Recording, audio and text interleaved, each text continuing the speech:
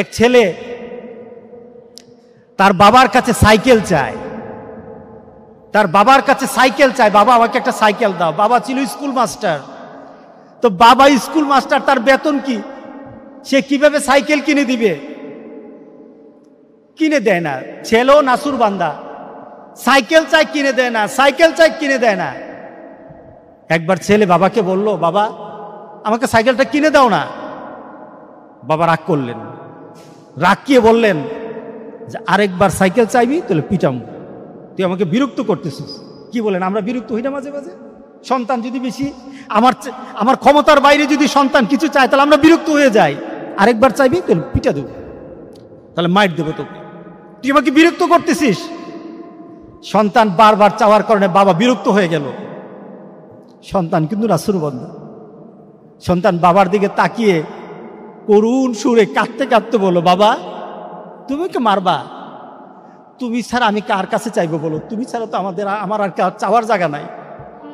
তুমি আমার আব্বা, এছাড়া আমি কার কাছে চাইবো? দেওয়ার ক্ষমতাও যদি তোমার থাকে তোমার কাছে চাইবো, না চাইলে চিঠো তোমার কাছে চাইবো। আমি কার কাছে চাইবো বলো? তুমি আমাকে ফিরিয়ে দিবে, কিন্তু আমি ফিরিয়ে দিলে দিতে পারো, কিন্তু আমি কার কাছে চাইবো? আমার তো তুমি ছাড়া কেউই নাই।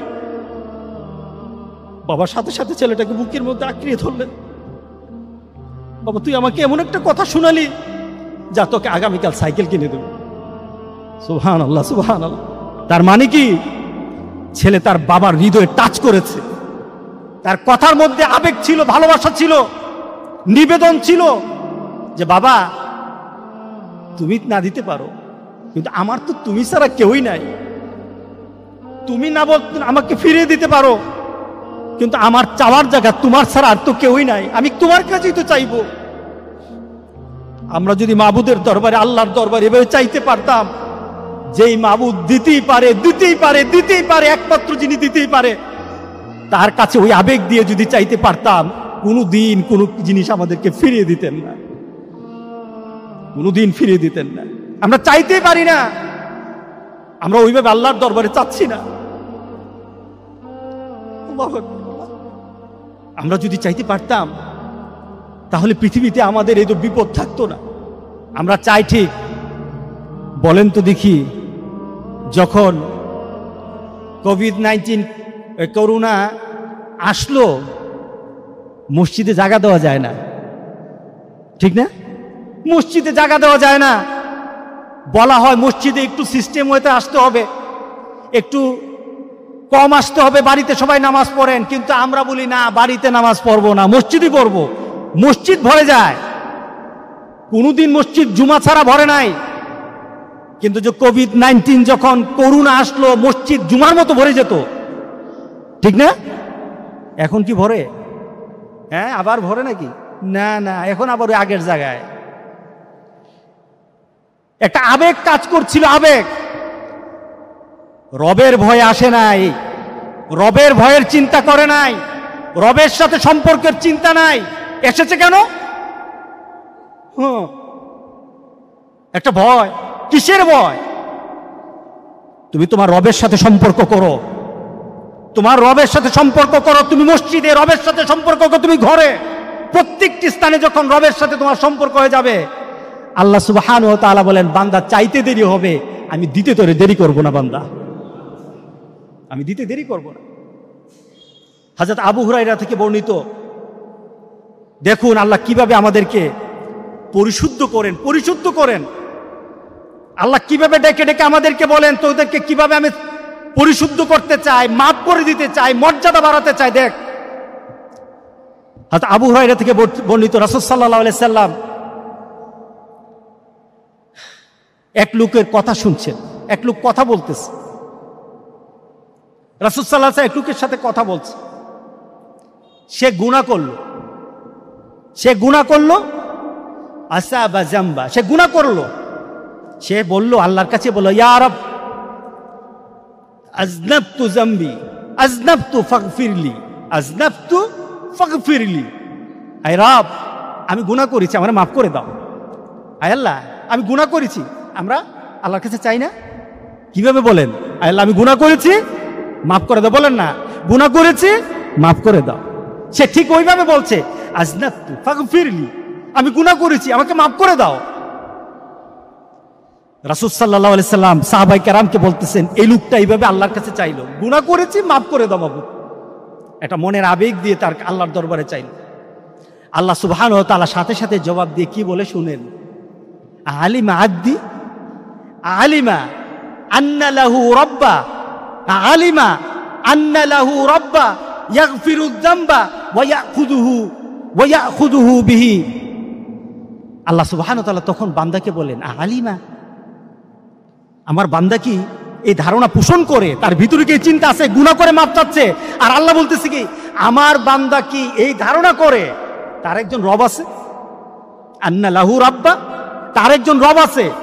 কি বলেন, আমাদের রব আছে কিনা বলেন? আমাদের রব। আমাদের গুনাহ মাপের মুহূর্তে এইভাবে চিন্তা কি করতে হবে? আলিমা, আল্লাহ বলতেছেন সে কি মনে মনে এই চিন্তা রাখে, আন্না লাহু রাব্বা, তার একজন রব আছে। সে রব কি করবে? ইয়াগফিরু যামবা, তার গুনাহকে মাফ করে দিবে। ওয়া ইয়াখুযু বিহি, যদি মাফ করতে চান উনি মাফ করবেন, আর উনি যদি চান তাহলে গুনার জন্য পাকড়াও করবেন। কেউ তুই পাকড়াও থেকে বাঁচাতে পারবে না। আর যদি মাফ করতে চান, এই মাফ থেকে কেউ কি করতে পারবে না, ফিরাতে পারবে না। সুবহানাল্লাহ বললেন না? উনি কে? রব্বুল আলামিন, আল্লাহ সুবহানাহু ওয়া তাআলা। আল্লাহু আকবার, সুবহানাল্লাহ, সুবহানাল্লাহ, সুবহানাল্লাহ।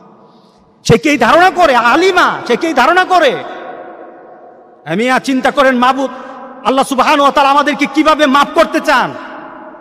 এরপরে আল্লাহ সুবহানাহু ওয়া তাআলা বলেন, বান্দা যখন আমার কাছে চাইছে আর ভিতরে ভিতরে এই চিন্তা রেখেছে যে আমি তাকে মাফ করব, আমি তাকে শাস্তি দেব, তবে মাবুদ আমি সবচাইতে ভালোবাসি মানুষকে মাফ করে দেওয়া।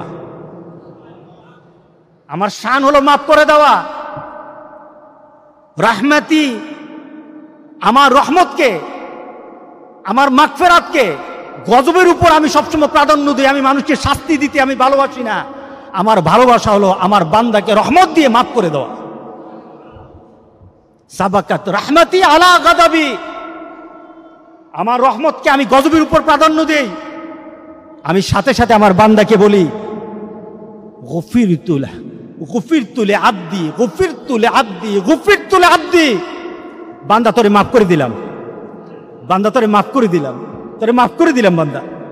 সে আবার দুনিয়ার কাজে মত্ত হয়ে যায়। চলতে চলতে চলতে চলতে এক পর্যায়ে আবার সে গুনাহ করা আরম্ভ করে। সে আবার গুনাহ করতে থাকে। হঠাৎ হয়তো কোনো পরিবেশে বসেছে, কারো কথা শুনেছে, অথবা ভিতরে ভিতরে চিন্তা করেছে, আমি অনেককে দাফন করেছি, অনেককে জানাজা দিয়েছি, অনেকের কাফনের কাপড় আমি কাটতে দেখেছি, অনেককে আমি গোসল করাতে দেখেছি, অনেককে আমি জানাজায় উপস্থিত হয়েছি অনেকের। এই ভিতরে চিন্তা আসার পর সে মনে মনে চিন্তা করলো যে আমার যদি এখন চলে আসে আমি আল্লাহর দরবারে কি জবাব দেব? আমার যদি এই মুহূর্ত চলে আসে আমি আল্লাহর দরবারে কি জবাব দেব?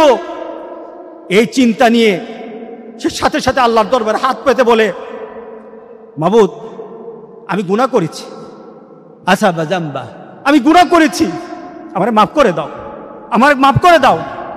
রব্বি আজনাবতু, আয় আল্লাহ আমি গুনাহ করেছি, আমাকে মাফ করে দাও।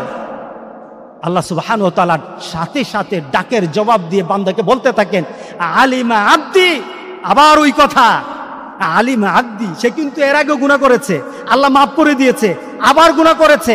আবার আল্লাহ বলতেছেন, আলিমা আব্দি আন্না লাহু রাব্বা ইয়াগফিরু যামবা ওয়া ইয়াখুযু বিহি। আমার এই বান্দা কি মনে মনে ধারণা করে তার এক রব আছে। কি বলেন, আমাদের রব আছে কিনা? রবকে আল্লাহ সুবহানাল্লাহ। আপনি ভিতরে মিলাই নেন, এখনই করেন না, এখনই ভিতরে ভিতরে চিন্তা করতে থাকেন না, রাসূলের হাদিসের সাথে এখন নিজে হয়ে যান। নিজের গুনাহ কথা স্মরণ করে এখনই বলতে থাকেন, আমি আমার ভিতরে চিন্তা নিয়ে আসলাম, আমার একজন রব আছে, আমার গুনাহ মাফ করবেন, আমাকে শাস্তি থেকে বাঁচাবেন, উনি আমার আল্লাহ। উনি কে? আমার আল্লাহ। আপনি বাড়িতে যাওয়া দরকার, এখনই মাফ চান আল্লাহর দরবারে, এখনই চান। আল্লাহ সুবহানাহু ওয়া তাআলা বলে দেন, বান্দা তুই মনে মনে চিন্তা করিস তো আমি আছি, আমি আল্লাহ তোর জন্য আছি। বান্দা তোরে আমি মাফ করে দিলাম, আমি তোরে মাফ করে দিলাম। আল্লাহু আকবার, আল্লাহু আকবার বলি। গফিরতু লি আবদি, আমি আমার বান্দারে মাফ করে দিলাম, বান্দারে মাফ করে দিলাম। আল্লাহ সুবহানাহু ওয়া তাআলা তাকে মাফ করে দেন।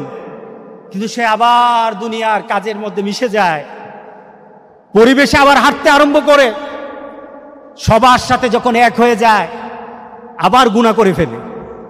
কি বলেন, আমাদের চরিত্রটা এমন না? ঠিক না? মসজিদে আসলে মনে হয়, মনে মনে এই চিন্তা রাখি, মসজিদে বসলে মনে হয়, মনে মনে এই চিন্তা করি, 5 ওয়াক্ত নামাজ যারা মসজিদে এসে পড়ে, আমরা মনে মনে চিন্তা করি যে আর গুনাহ করব না, আর গুনাহ করব না। কি বলেন, ঠিক না? আর গুনাহ করব না। কিন্তু মসজিদ থেকে বের হওয়ার পর ঠিক আবার একটা গুনার মধ্যে আমরা মিশে যাই। আমার ভিতরে, আপনার ভিতরে এই চিন্তা হয়তো চলে আসতে পারে যে এত গুনাহ করেছি, মাবুদ কি মাফ করবেন, রব কি মাফ করবেন? দেখুন হাদিসটা কত সুন্দর হাদিস। আল্লাহ সুবহানাহু ওয়া তাআলা আবার ডাক দিয়ে বলেন, সেই বান্দা যখন গুনাহ করতে থাকে, এরপরে সে আবার আল্লাহর দরবারে রাব্বি আযনাবতু, আয় আমার রব, আমি গুনাহ করে ফেলেছি। সে হয়তো চিন্তা করেছে হাসরের ময়দানে আল্লাহর দরবারে দাঁড়াবো, আল্লাহ আমাদের বিচার করবেন, ফয়সালা করবেন। আমি হয়তো আমার মাকে ডাক দিব, মা বলবে আমি তোর সাথী না। বাবাকে ডাকবো, বাবা বলবেন আমি তোর সাথী না। নেতা বলবে আমি তোর সাথী না। বন্ধু বলবে আমি তোর সাথী না।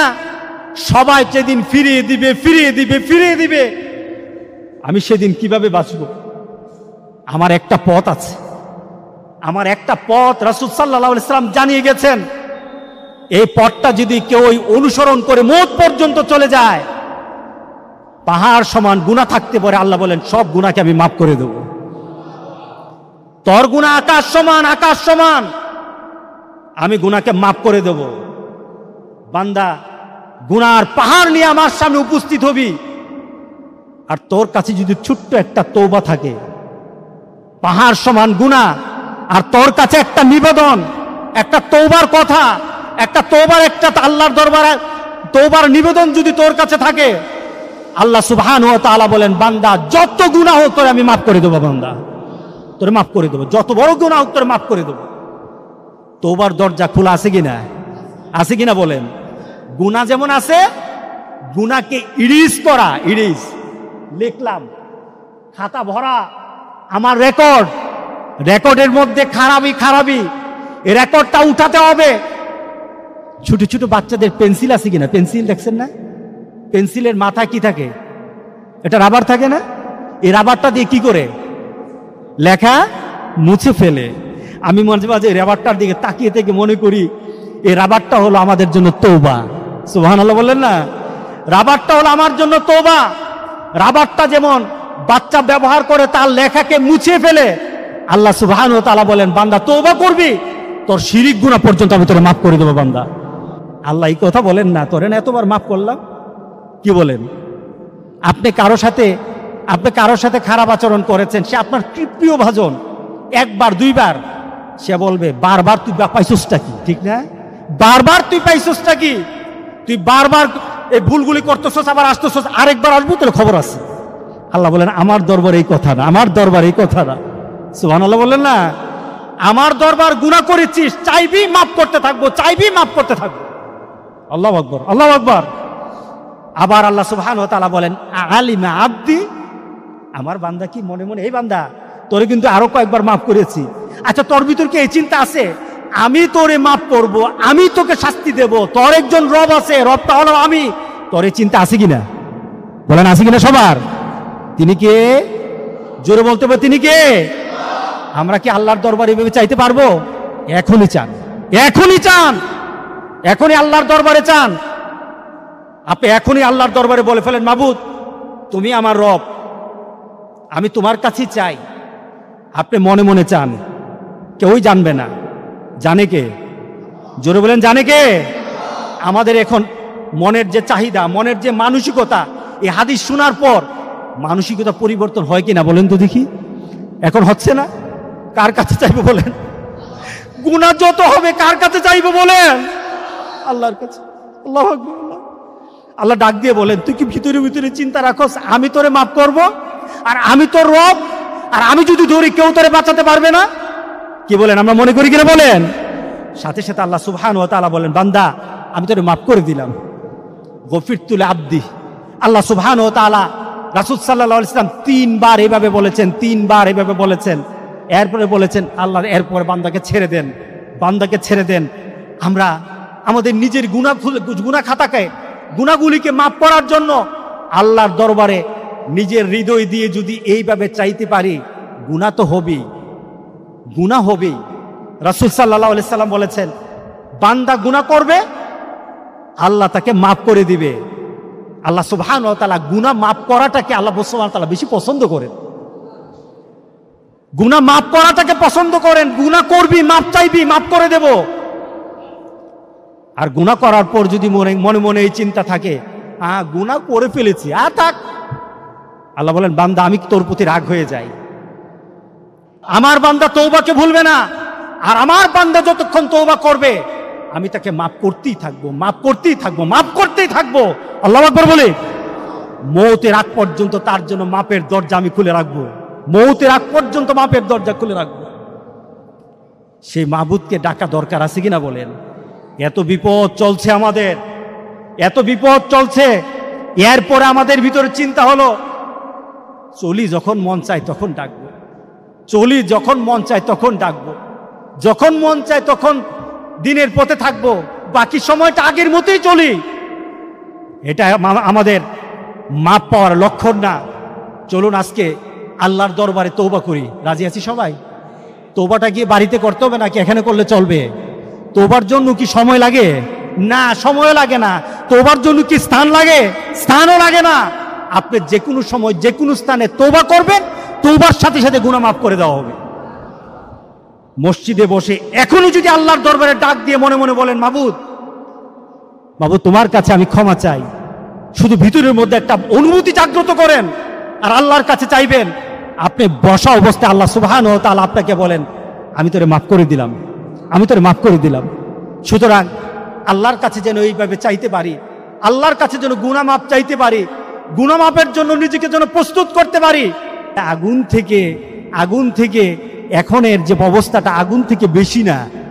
আগুন তো ছিল চতুর্দিকে, এখন কোভিড-19 করোনা গোটা পৃথিবীর সব দিকে, কিন্তু আগুন থেকে বেশি না।